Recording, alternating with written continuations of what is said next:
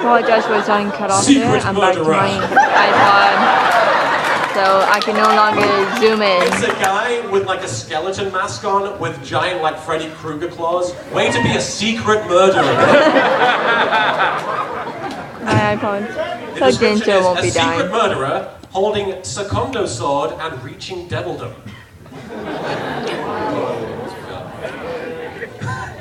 Flirtation. I activate flirtation, Kaiba. What are you doing later? When the main status of rival game is won, please select one monster beast of your own battlefield and launch. That's the worst flirtation I've ever heard of. When the selected monster beasts exist on battlefield, all attack launched by rival through monster beast should target the selected monster beast during the game. Alright, well, I think that's the best of the lot, but anytime that you guys ask a really good question, I might give you one of these. Alright. First of all, what I wanted to do is I wanted to share something with you guys. I went to a convention last year where I pulled a specific face. There was a Doctor Who cosplay group. And they had a Dalek suit. They had like a full-scale Dalek model. And I pulled this face. Where is the picture? I don't know if the actual picture's in here. But I was sat in the Dalek and I was pulling this frowny face like... And I put it on Tumblr and people leaked it all over the place and started photoshopping it. So I thought I'd share some of my favorite photoshops with you guys. I don't know how well you can see this.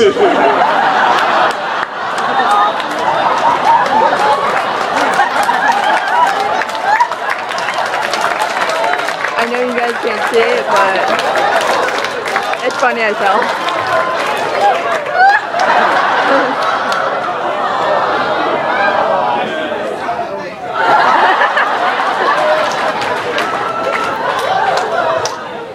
I'm in the pool. Some of these are like hard to spot. That was my reaction to the end of Evangelion. That's an obscure one because that's an actual shot from Bobobo the manga where Yami Yugi's coming out of his head.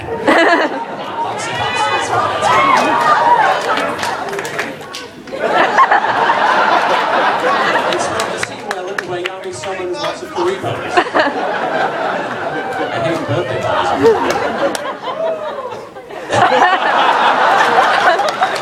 It's at the very left part.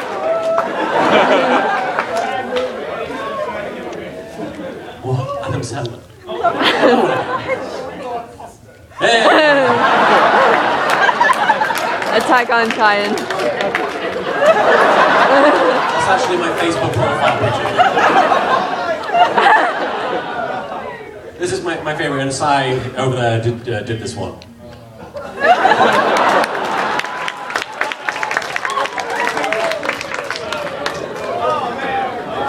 I'm just going to leave this one up here just because it's my favorite.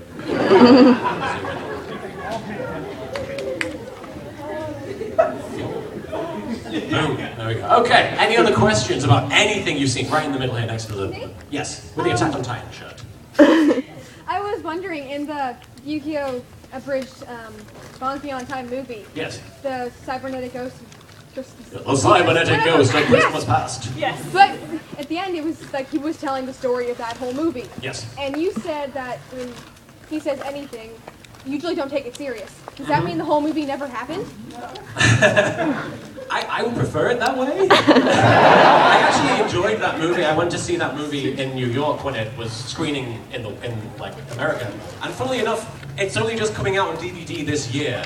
Even though, yeah, it's really. I enjoy the movie as a guilty pleasure, but the time travel stuff makes absolutely no sense. Paradox goes back in time to prevent the Yu-Gi-Oh! Card game from essentially existing, but he goes back in time to a place where the Yu-Gi-Oh! Card game has already been created and people are playing it, which is why Yugi is able to duel him in the first place. So already you've got problems. But you know, it's basically like a really good piece of fan fiction. Like all of your fan fiction? I'm sorry? Like all of your fan fiction?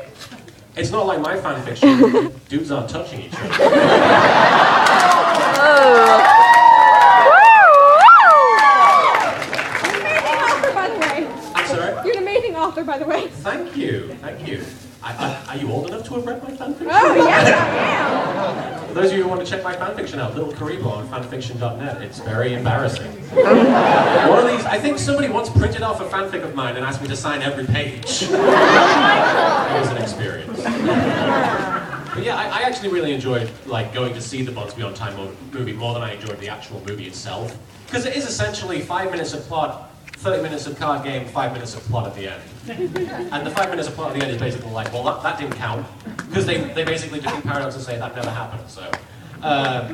But I actually, I sat down in the theater, and I probably told this story already, but I sat down in the theater, and they show all the logos at the beginning where it's like the companies that worked on the movie, and like the TV Tokyo logo comes up, and then like a bunch of different logos for like the people producing it. And then the 4Kids logo came up, and the entire audience in the cinema went, boo!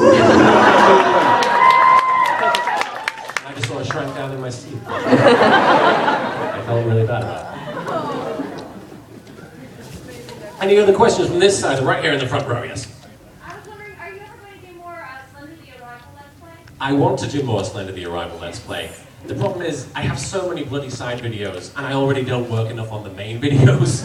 So if I were to do that, it would be distracting from stuff that I really, really want to get finished.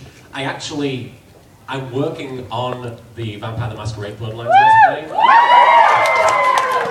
I have like 10 more videos of that prepared. I'm making a backlog so I can release them every week. So you'll be getting a lot more Marek plays in the future, very soon. I actually started doing a Ground Zeroes Let's Play as Marek as well, where it's funny because like I don't know if you played Metal Gear Solid Ground Zeroes, but there's a section where you have to go in and rescue these prisoners, and like Marek just comes in and just headshots them all. But then he leaves one alive, and then when he's getting helicoptered out of the base, he's like, oh wait, I forgot one, and he gets out a rocket launcher and shoots. And it lands, and I didn't expect it to hit, but right after the rocket explodes, you hear the guy being like, Snake, why did you kill him? This is the greatest ending to the mission. I succeeded. I never said your mission was my mission. Way in the back there, in the blue, like in the yes, looking at yes. I don't know if you're still allowed to do this, but would you be allowed, like, to, That's illegal. Screw the rules, I have one.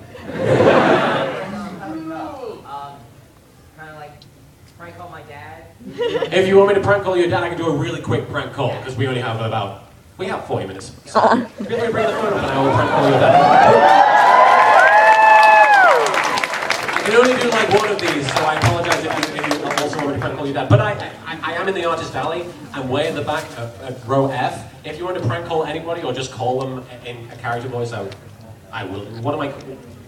What's his name? Paul. Grady or Paul or Gravy? Melvin voice, Melvin voice. Just that. This is speaking? Okay. There we go. Who am I calling as? Am I calling as me? You guys hear that?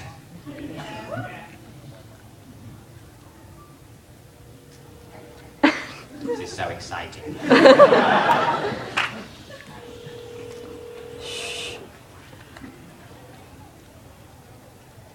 This is the rest of the panel, by the way, just listening to this. Thank you for calling me. At the tone, leave a message. You may be thinking about hanging up, or you may be thinking about leaving a message. But at the tone, you don't have to make up your mind.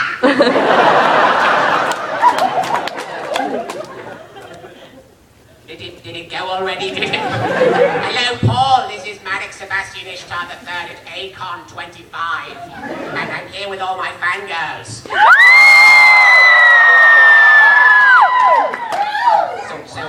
You didn't pick up the phone, Paul, so I'm kind of upset at you because I was hoping you'd help me find the leather pants. I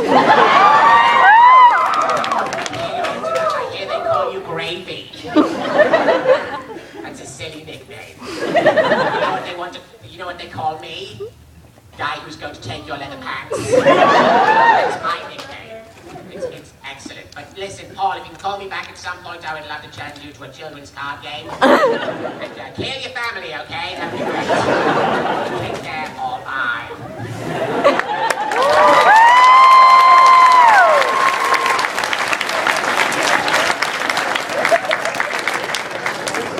do one over here. Anybody have any questions? Right in the back there. We'll just stand shot up with the glasses.